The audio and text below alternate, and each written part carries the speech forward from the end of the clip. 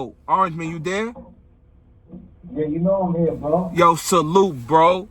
Salute, my G. Yeah, salute too. Salute too. You already know what it is. Yo, Orange Man, listen, man. Yo, can you introduce yourself, please, man? Man, they know it's Orange, man. If they don't know, man, all they gotta do is Google the name, you know? They'll find out. Straight out of Boston. Straight out of Beantown. How you feeling, brother? I'm feeling good, bro. You know what I'm saying? Everything's a blessing, man. It's 2024. It's opening up more doors and getting brothers more, you know? Yo, we made it, yo. Ain't no question. You know? Yo, Orange Man, so I gotta ask you, bro. There's so much stuff I want to talk to you about. I can keep going. Like, yo, when I think of you, and whenever I have these memories of you, like I'm thinking like, yo, I hearing this dude battle people over the phone, and you ration over the phone, and you locked up. I'm locked up listening to you battle dudes in the street. Like, how long you been rapping for? I've been rapping, I mean, like, since 9. I really wasn't a rapper, though, like that, you know? But we was forming a group, and Tony Rome was the only rapper in the group. It was me, Jeff 2 times. Back then, it was Jeff, and Sinbad, Fat Pat. But they needed another rapper, and I always been talking slick since out the gate, you know what I'm saying? So they was like, yo, we need you to put a few thoughts together, words together, and it all formed from there, you know? So you say you started rapping at 9 years old? Yeah. I mean, I've been always talking slick. If anybody knows me, they'll know. I've always been a joker. I've always been that and all this. So rapping really ain't nothing to me, bro. I mean, that's the easy part, man. You know, so just figuring in what the topic was the only hard part, you know? So when you say you was slick with your mouthpiece, what you mean? You got the gift of gab? What you like being slick is like, you know what I mean? If I ain't left-handed, I'm all right. You feel me?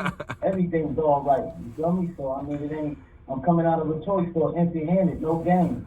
So I mean, talking slick is easy. Especially if you're born in an oil factory. That's why I talk slick, you know? So, Orange Man, I know. All right, so when you was out, what year was you out? I was locked out. Well, I was out in 89. My album, Summer Madness, had just dropped, you know? So you was out 89. Was you signed to any label, or was you dealing with any labels? Like, was who was you? No, really, I was doing independent stuff and stuff like that. We went out to Philly on some promoting music and stuff like that. So when you hear Fresh Prince, Summertime, all you gotta listen to is the end of the record. He'll tell you this is the new definition of Summer Madness. So he was giving me props on my song Summer Madness, you know? Wait, you said Will Smith was giving you props?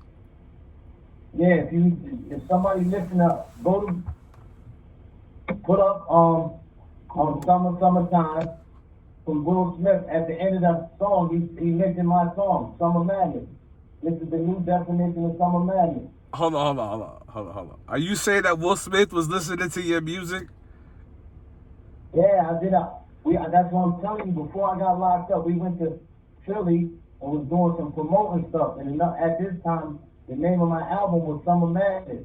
So if you listen to Will Smith's song, Summertime, at the end of the song, he said, this is the new definition of Summer Madness. And if you probably get him on the phone, he'll tell you that.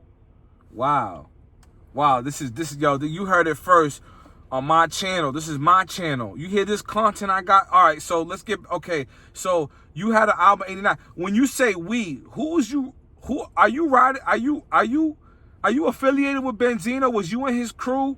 Was y'all cool? Like what's up?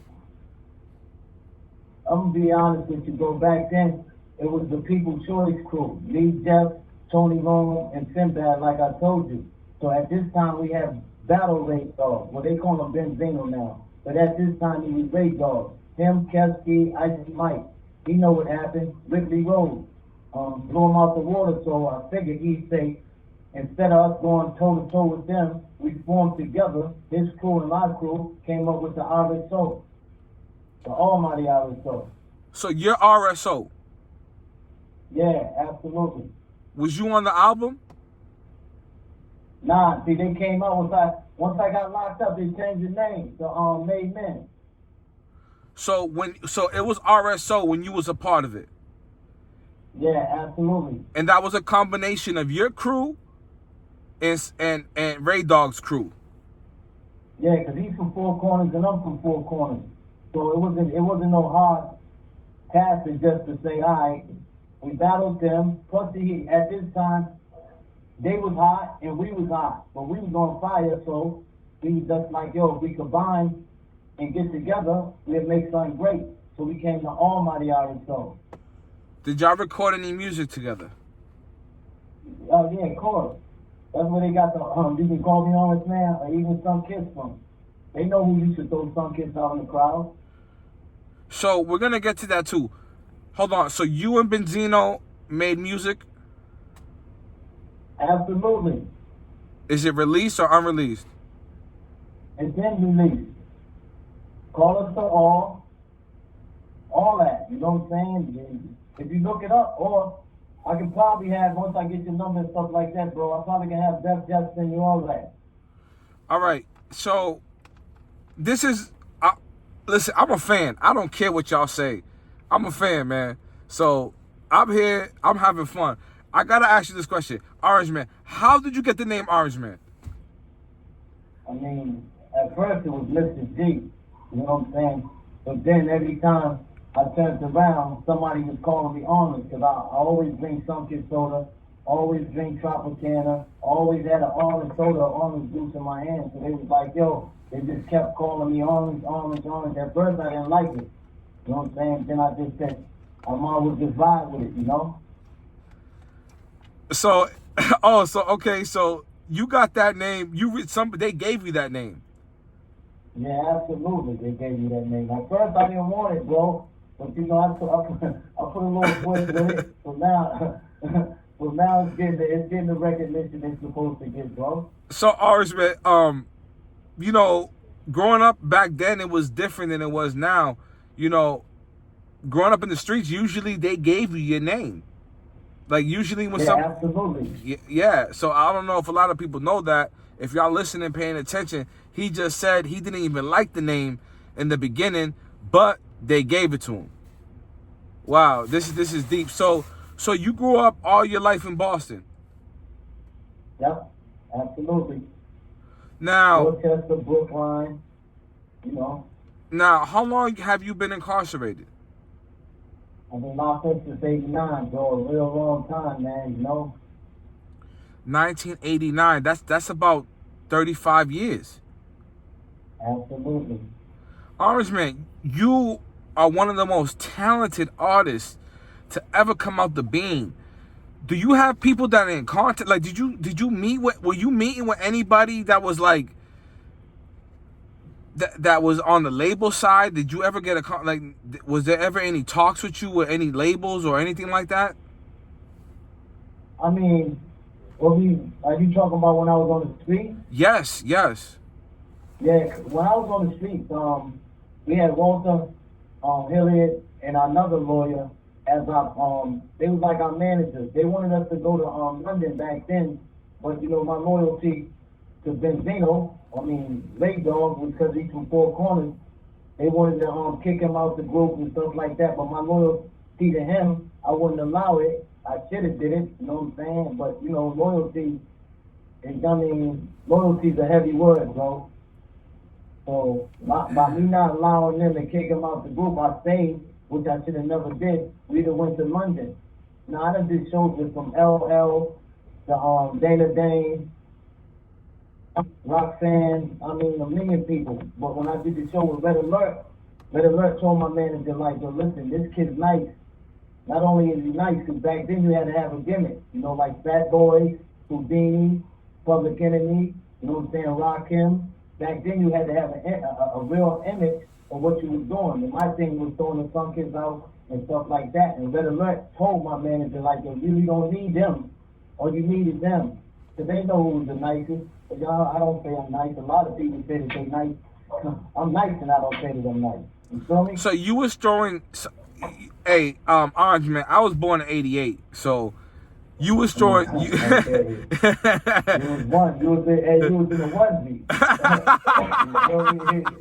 You was in the onesie. 1 year old, and you was in the onesie. listen, so you was storing orange juice out in the crowd?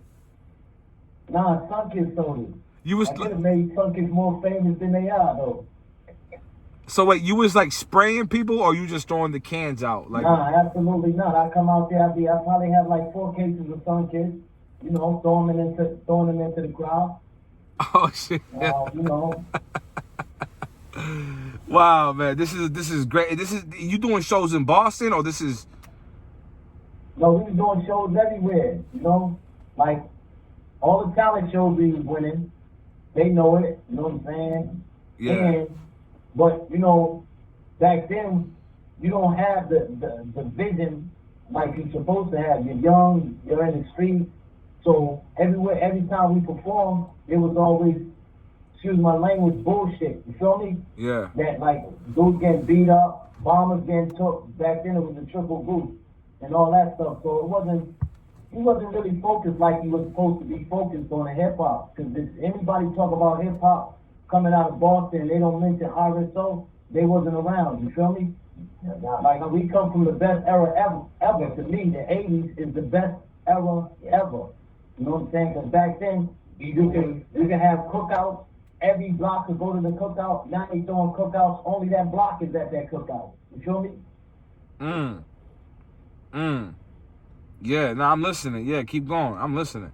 Yeah, it wasn't like everybody wasn't beefing with each other, man.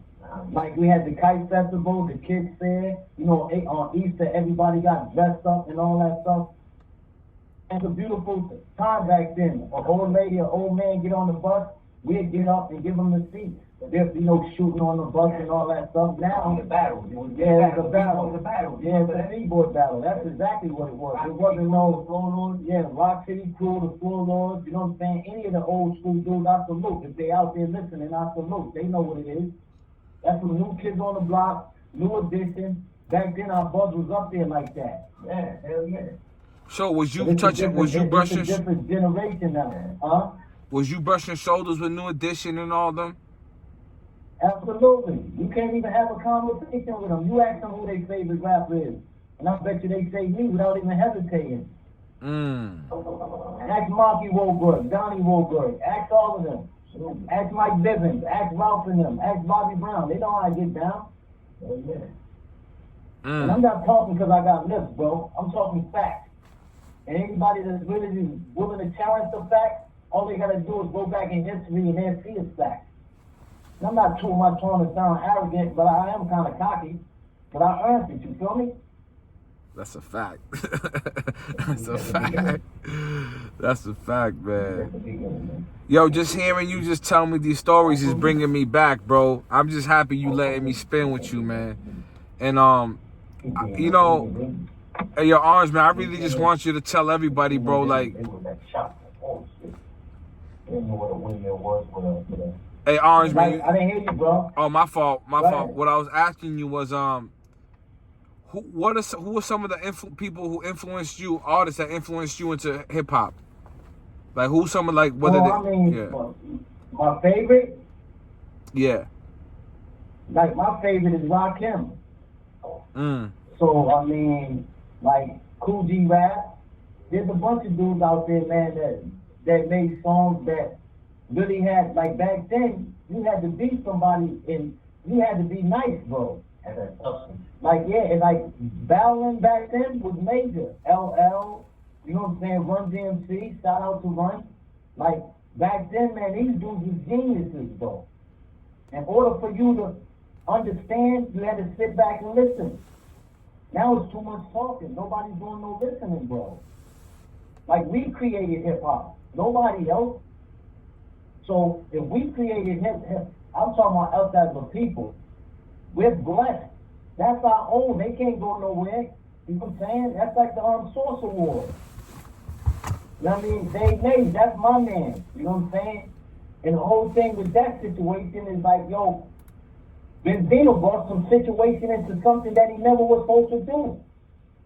What you mean by that? Like what I mean by that, man, if the Source magazine never got shut down, it'd be $1 billion industry right now. And because he had a personal, because somebody wouldn't make a song with him, he let him flash and banish the name Boston and all that stuff. Instead of him just allowing M to be M and do M, he wanna go at M, knowing you ain't nice like that. What's wrong with you? Yo, hold on, Orange Man. Hold on, Orange Man. I gotta slow you down because Benzino just punished Eminem, bro. Crushed him. Bro, listen, bro. Let's get something straight, bro. The Source magazine, right, was the first rap magazine. Right or wrong? That's a fact. All right, I know you done did your history. Peter English, let's do the math, because I'm going to drop a little science to you. That's a whole class. You feel me? Now, when the Source magazine came out, they came out with the Hip Hop Weekly. Everybody that was nice and wherever you was in the joint or whatever, they was paying homage to you. So now, you're making an album. Me, I don't need nobody on my album because if I want somebody to hear me. So if you ask somebody to do a song on your album and they say no, you shouldn't be mad at that. At the end of the day, bro, you should say, okay, let me prove to you who I am, then spin back on you, like you like spinning the yard, right? That's a fact. So we gonna spin the yard. So if you come to me and ask me for, yo, man, drop some jewels on my album, yo, man, I'm on a whole nother level right now. Okay, I'm gonna spin the yard. By the time you spin the yard and get back to the pull-up bar, we're gonna do a few dips, a few push-ups. You have 1 minute left. Matter of fact, they're gonna say we got 1 minute left. That's only 60 seconds. We're gonna call back, bro. Yeah, we're gonna call back. All right. Yep, let's do it. Well, I love you, man. You don't go back, huh? Get my shot. The caller has hung up.